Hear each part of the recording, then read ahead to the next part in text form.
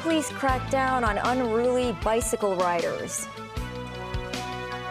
Cathay Pacific reports a 15% year-on-year drop in profit during the first half of the year. And Nobel Peace Laureate Muhammad Yunus named chief advisor of Bangladesh's interim government.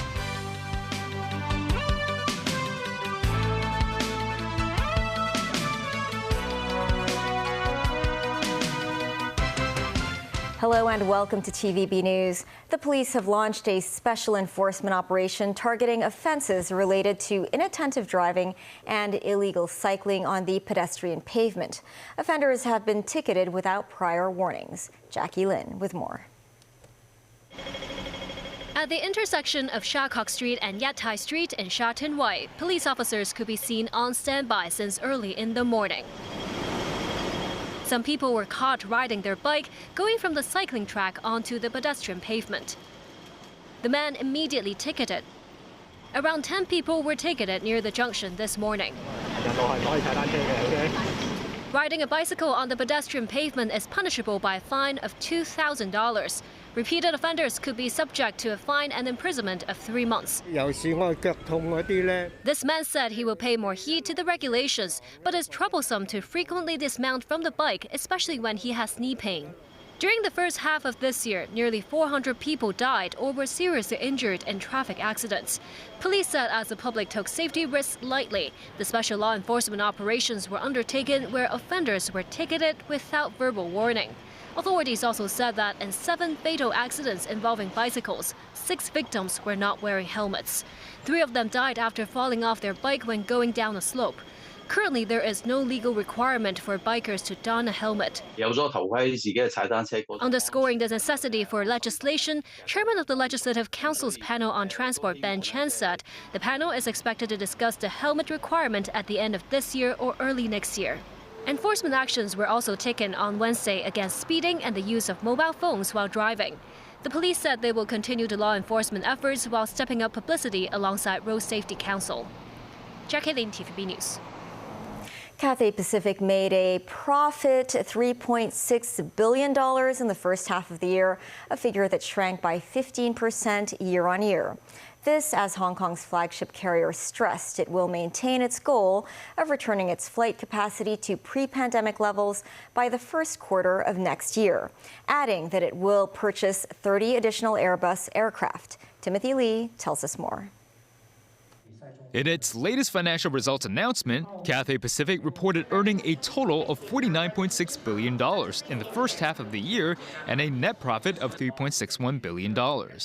That's a 15% drop in profit year-on-year. This as the flagship carrier noted the desire for travel remains strong among local residents in the first half of the year, with its number of passengers having reached some 10.7 million. That's around 59,000 passengers per day, an increase of 36% year-on-year. According to the airline's flight plans, services are set to return to 80% of pre-pandemic capacity in the second quarter of this year, before returning to full capacity in the first quarter of next year.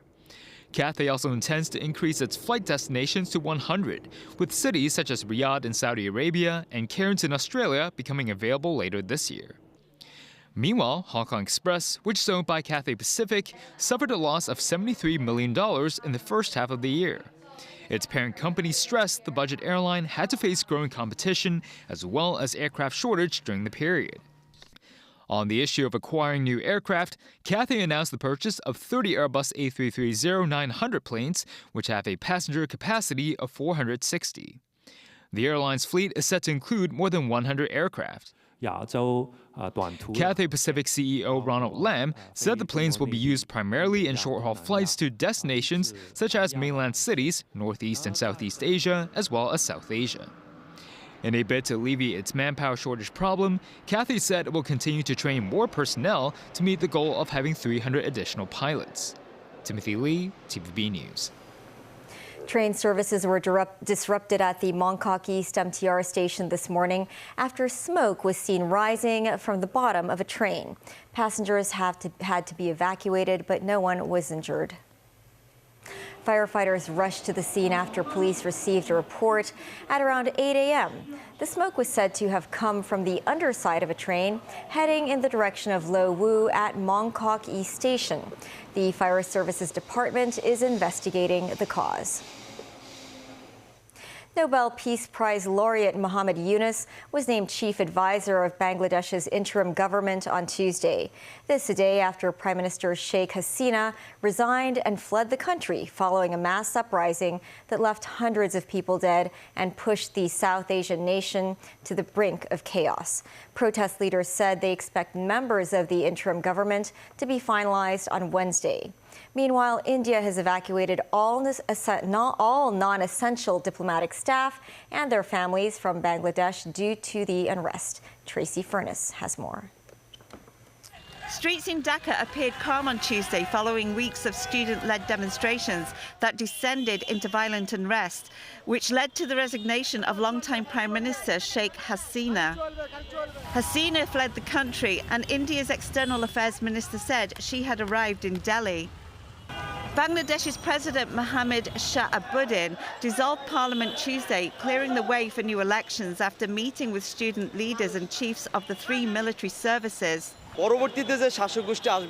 This student said, "I think the next ruler of the country should take lessons from the students that if anyone becomes a corrupt traitor and gets involved with unsocial activities or takes any decisions against the country, they will need to face the same fate. We want them to chart the future, keep the country in mind."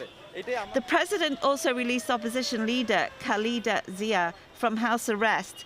Zia, a longtime Hasina rival, was convicted on corruption charges in 2018. Shah-Abuddin appointed Nobel laureate Muhammad Yunus as chief advisor of the country's interim government. The 84-year-old and his microcredit organization, Grameen Bank, won the 2006 Nobel Peace Prize for work to lift millions of people out of poverty by granting small loans of under $100 to the rural poor of Bangladesh. The United Nations said they will continue to support the people of Bangladesh and also will investigate issues around human rights in the country. So there's been a lot of concern around repression, lack of freedom of assembly, lack of freedom of expression. So there's many issues around human rights. And so this is why I think the call from the High Commissioner for Human Rights to put in place an investigation and really delve into what happened, why it happened, and to hold people to account is very important, because the human rights situation is and has been problematic. And so hopefully we can turn a page with this new transition government and begin on a new footing. Tracy Furness, TVB News. A Chinese academic was convicted on Tuesday of illegally acting as a foreign agent in the United States. The prosecution said he had been collecting information on New York-based activists who support democracy in China and sharing his findings with Beijing. A jury in Brooklyn federal court found Wang Shujun guilty of 4 counts, including acting as a foreign agent without notifying the U.S. Attorney General and lying to U.S. authorities. Wang could face up to 25 years in prison when he is sentenced on January 9th next year. Wang is a naturalized U.S. citizen and portrayed himself as a fierce opponent of the ruling Chinese Communist Party to gain the trust of Hong Kong pro-democracy activists. Prosecutors said Wang was spying on the activists and sharing his findings with 4 officials in China's Ministry of State Security. Wang emigrated to the U.S. in 1994. He was arrested in 2022. Still ahead, Hamas names its Gaza leader Yahya Sinwar as successor to assassinated political chief Ismail Haniyeh. Locally, over 15,000 candidates offered a university place under JUPAS this year. And a $200,000 robbery at a Kwun Tong party room.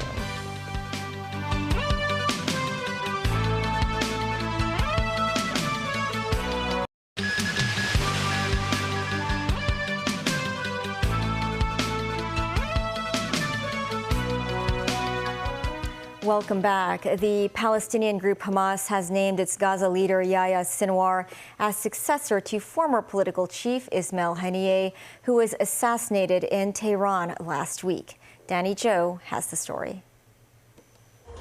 On Tuesday, Hamas officially named the 61-year-old Sinwar as the new head of its political bureau. Born in a refugee camp in Khan Yunis in southern Gaza, Sinwar had been jailed in Israel for over 2 decades for murder and kidnapping. He was elected as Hamas leader in Gaza in 2017.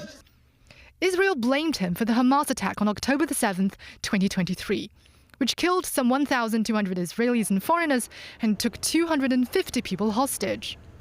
Sinwar has since been in hiding in Gaza to defy Israel's attempts to kill him. Officials said the new appointment of this hardline commander signals that the leadership on the ground of Gaza, especially the armed Twin Qassam brigades, has taken over power in the group. Some suggest it sends a defiant message that Hamas is prepared to keep fighting on the battlefield. In response, an Israeli military spokesman said Sinwar's place is next to the Hamas commanders that Israel has already killed. Of State Antony Blinken noted Sinwar was still the key figure needed to sign off on talks towards ceasefire and hostage swap.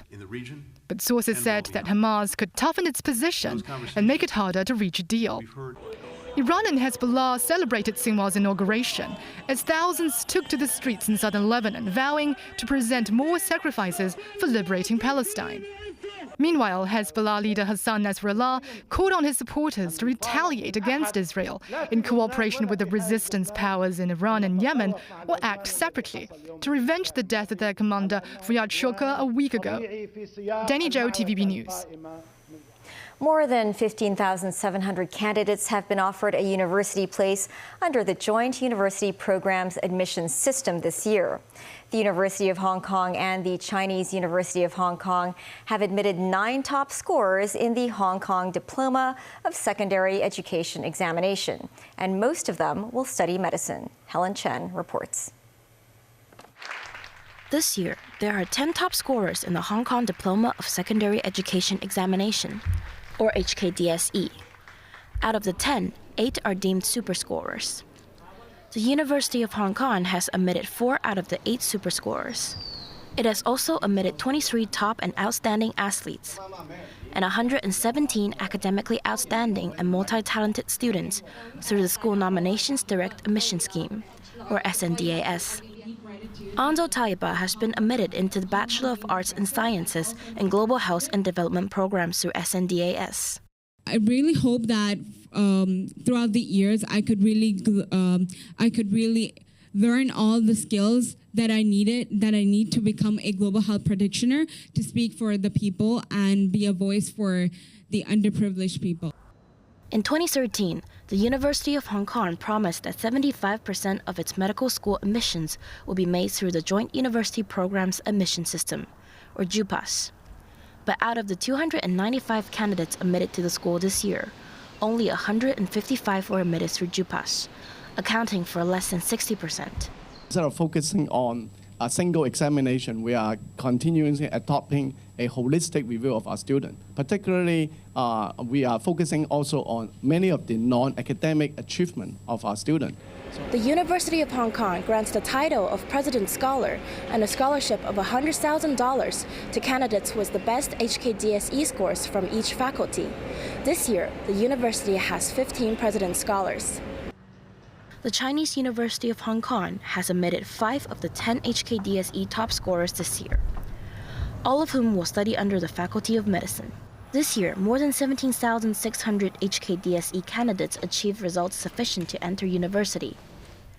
39,634 of the candidates applied for JUPAS, and 15,776 were admitted to universities through the system. Helen Chen, TVB News. 4 tourists were robbed of valuables worth around $200,000 at a party room in Kwun Tong early this morning. Aged between 28 and 33, the 4 victims were reportedly injured. 3 of them are mainland tourists. 1 is Taiwanese. Investigations are underway. At around 6 a.m., police received a report about a robbery in a party room at the Kwun Tong Industrial Center on Kwun Tong Road. More than 10 robbers broke into the party room, brandishing knives and beating the 3 victims. One victim was forced to transfer $110,000 to the assailants. The others were robbed of $90,000 worth of valuables, including cash and phones. Reportedly, one victim is an acquaintance of one of the robbers who recommended the party room to them. And a look at Thursday's weather before we go. It will be mainly fine. Temperatures will range between 28 and 34 degrees Celsius, persistently hot over the following few days. That's the weather. Thanks for watching. Bye for now.